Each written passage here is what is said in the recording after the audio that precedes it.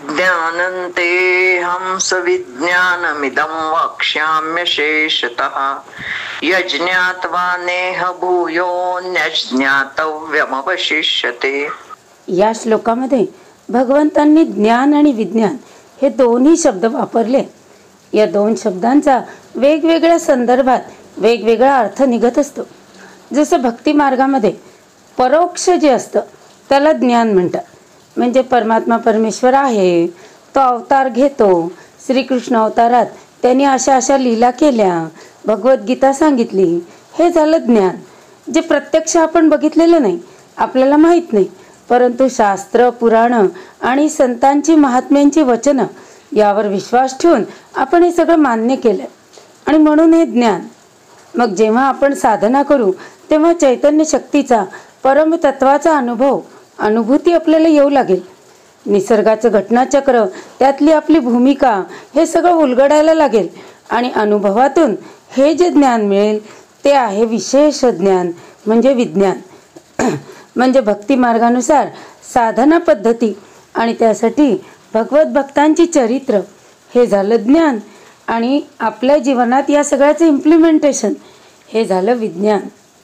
आता वेदांत शास्त्रात मात्र आपल्याला यापेक्षा खूप वेगळा अर्थ बघायला मिळतो की जे सामान्य तत्व आहे, मूलभूत तत्व आहे ते म्हणजे ज्ञान आणि त्यांनी विशेष रूप धारण केलं की ते झालं विज्ञान. जसं या खोलीमध्ये पुस्तक, टेबल, माईक, फुलं, ऐकणारे श्रोते, बोलणारा वक्ता सर्व उपस्थित आहे. सर्वांचं अस्तित्व हे झालं ज्ञान. परंतु हे फूल आहे म्हणजे हे टेबल नाही, हे पुस्तक नाही, हे श्रोता नाही, हे वक्ता नाही, हे झालं विशेष ज्ञान म्हणजे विज्ञान. म्हणजे राखानंदांच्या भाषेत हे सगळं सुवर्ण आहे.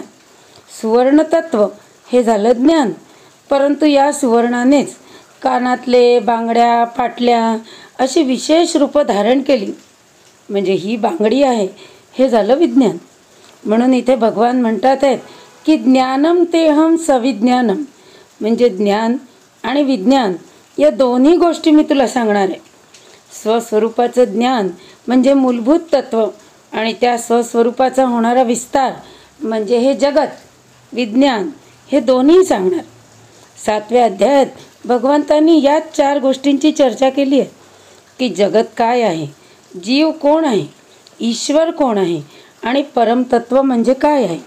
आणि या सगळ्याचं ज्ञान झालं म्हणजे जगाच्या विस्ताराचं परमतत्व, चैतन्य शक्ती त्यात कशी प्रगटते हे ज्ञान होतं.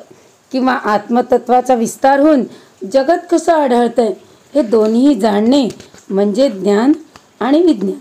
तर श्रीकृष्ण म्हणतात आहेत की मी हे दोन्ही पण तुला विस्तारपूर्वक सांगेन जेणेकरून तुझ्यामध्ये संशयाचा लवलेशही राहणार नाही.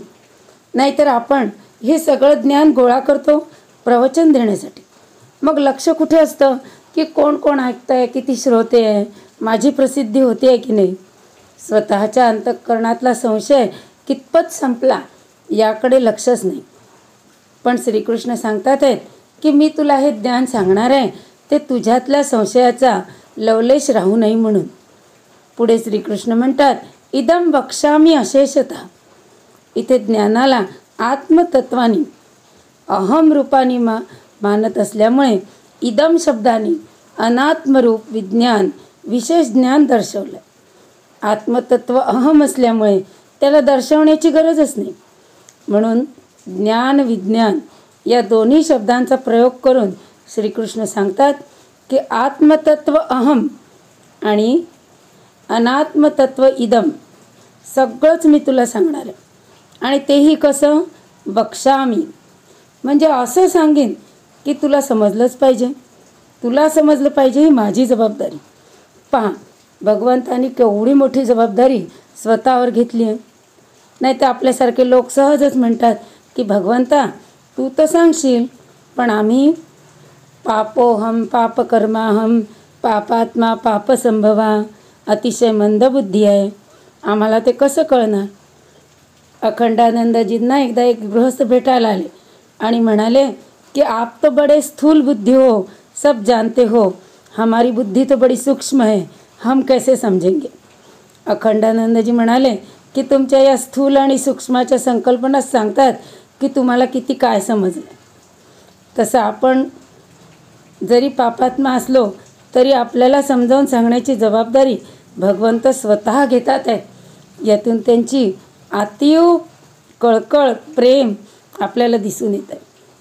भगवंत म्हणतात आहेत अशेषतः, म्हणजे आपल्याला परमेश्वराला आत्मस्वरूपाने, ब्रह्मस्वरूपाने, ईश्वर स्वरूपाने आणि जगत स्वरूपाने अशा 4 ठिकाणी ओळखायचं.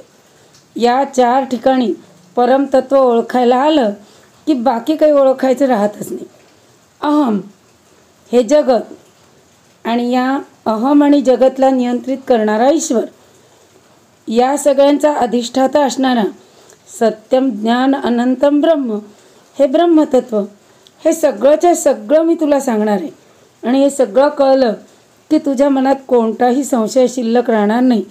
तू असंशयम होशील. यश ज्ञात्वा म्हणजे हे सगळं तू एकदा जाणून घेतलं की दुसरं काही जाणण्यासारखं राहणारच नाही. उपनिषद म्हणतात एकेन विज्ञानंतम इदम सर्व ज्ञातम भवती. एकाचं ज्ञान घेतलं की सगळं ज्ञान आपोआप होतं. म्हणजे कसं, तर तत्वाचं ज्ञान घेतलं तर विशेष ज्ञान मिळवणं सोपं जातं. म्हणजे समजा आपल्याला केमिस्ट्री येते, फिजिक्स येईल असं आवश्यक नाही. गाडी चालवता येते म्हणजे मेकॅनिकल पार्टची माहिती आहे असं नाही होत. कुकिंग येत आहे म्हणजे फार्मिंग येतं असं नाही. पण भगवंत सांगतात आहेत की मी तुला मुख्य गाभास सांगणार आहे. म्हणजे ज्ञान काय आहे आणि ते मिळवायचं कसं हेच मी सांगणार आहे. आणि हे मुख्य तत्त्व तुला समजलं की विशेष ज्ञान तुला चटकन आत्मसात करता येईल, कठीण जाणारच नाही. म्हणजे जसं सोन्याची प्रॉपर्टी, ते कसं वागतं, किती टेम्परेचर त्याच्यासाठी आवश्यक आहे, त्याचा आकार टिकवण्यासाठी त्याच्यामध्ये किती प्रमाणात काय मिळवावं लागतं, हे सगळं तुला एकदा कळलं की मग सुवर्ण देऊन तुला बांगडी करायला सांगो की गळ्यातलं करायला सांगो, तुझ्यासमोर काही मोठा प्रश्न असणार नाही. तसंच जगत, त्यातली तुझी भूमिका, आत्मतत्वाचं चैतन्य शक्तीचं प्रगटीकरण, हा गाभा तुला एकदा समजला की जगतात कोणतीही भूमिका मिळाली तरी ती तुला योग्यच करता येईल. तू वडील झाला तर उत्तम वडील होशील, मुलगा असला तर सर्वोत्तम मुलगा होशील. कारण तुला मूळ तत्वच कळलं आहे की आपली भूमिका पार पाडताना आपल्याला आपल्या आत्मस्वरूपाची ओळख काही विसरायची नाही आहे.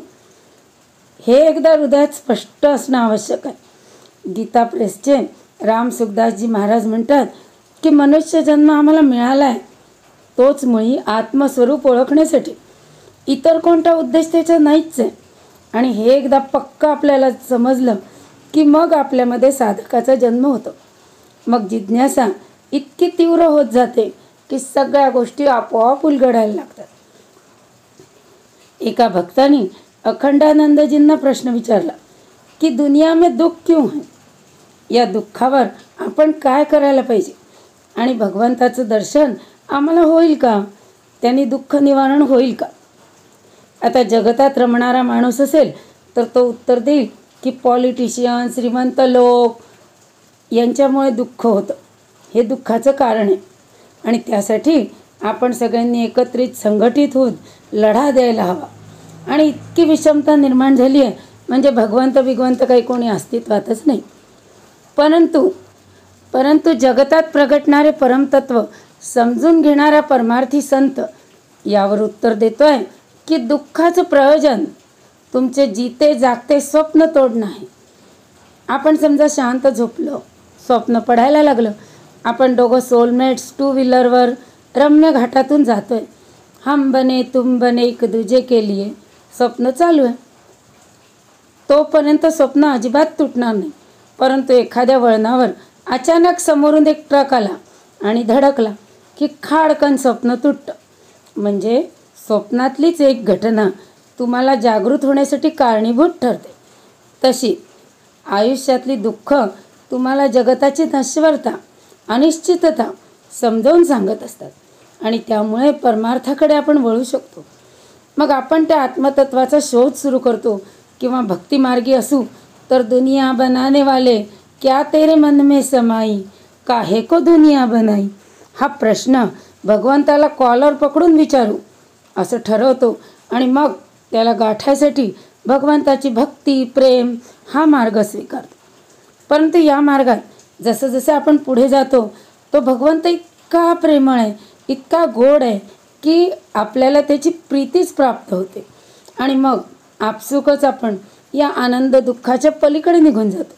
आणि म्हणूनच त्याच प्रश्नांना आपल्या संस्कारानुसार भिन्न भिन्न उत्तरं असू शकतात. जगात घडणाऱ्या घटनांना म्हणूनच प्रत्येकजण वेगवेगळा असा रिस्पॉन्स देत असतो. आपण अंतर्मुखी झालो तर वेदांताचं चिंतन घडेल किंवा सरळ सरळ सगुण साकाराची भक्ती सुरू होईल. काहीही झालं तरी आपलं लक्ष जगतातून उपरत होईल हे नक्की. आणि जगतातून उपरत झालं की जगतातल्या समस्या आपल्यासाठी काहीच राहणार नाही. जसं एकदा चैतन्य महाप्रभूंना त्यांचे शिष्य म्हणाले की सगळ्या संप्रदायातल्या सगळ्या आचार्यांनी प्रस्थानत्रयीवर भाष्य केलं आहे. प्रस्थानत्रयी म्हणजे भगवद्गीता, उपनिषद आणि ब्रह्मसूत्र. तर तुम्हीही त्यावर भाष्य करा. तर चैतन्य महाप्रभू म्हणाले की श्रीमद भागवत महापुराणात हे सगळं आलेलं आहे, त्यामुळे वेगळ्या भाष्याची वगैरे काही गरज नाही. शिष्य म्हणाले की तुम्ही जर इतक्या सहजतेने सगळं भाष्य करून झालं, सगळं गाठलं आहे, तर मग आता तुम्ही भगवंताचं नामस्मरण का करता. तर ते म्हणाले की अरे हा तर मी विचारच केला नाही, कारण माझ्या प्रत्येक श्वासासोबत भगवंताचं नाम साहजिकच येतं. राकानंद म्हणतात की इतकी स्वाभाविक भक्ती ही साधनेची चरम सीमा आहे. योगशास्त्रानुसार नाम घेणे हे मनाचे म्हणजे ज्ञानशक्तीचं काम आहे आणि श्वास घेणे हे प्राणशक्तीचं काम आहे.